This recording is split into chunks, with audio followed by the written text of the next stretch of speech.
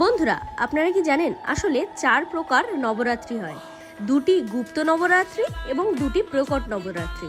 প্রকট নবরাত্রি হচ্ছে যেটি শারদীয়া এবং বাসন্তী পূজা বলে মনে করি, সেখানে দেবীর 9টি রূপকে নিয়ে পুজো করা হয়। সেখানেই অন্যদিকে গুপ্ত নবরাত্রিতে দেবীর 10 মহাবিদ্যাকে পূজা করা হয় এবং এটি মনে করা হয় যে এই 10 মহাবিদ্যা হচ্ছে দেবীর 10টি তান্ত্রিক রূপ। দক্ষের যজ্ঞে হওয়া সমস্ত ঘটনা সম্পর্কে মহাদেবের জ্ঞান ছিল, তাই মহাদেব সতীকে মানা করেছিলেন দক্ষের যজ্ঞে যাওয়ার জন্য, এবং সতী সেটি না মানতে চাওয়ায় মহাদেব যখন তাকে ছেড়ে চলে যেতে চান, তখন সতী তার 10টি মহাভয়ঙ্করী তান্ত্রিক রূপ দিয়ে দেবাদিদেব মহাদেবকে 10 দিক দিয়ে ঘিরে ফেলে এবং সেখানেই সৃষ্টি হয় 10 মহাবিদ্যার। এই 10 মহাবিদ্যা সম্পর্কে আরো বিস্তারিত জানতে হলে নিচে দেওয়া লিঙ্কে একবার ক্লিক করে নেবেন। আর যাওয়ার আগে কমেন্ট বক্সে অবশ্যই লিখুন হর হর মহাদেব।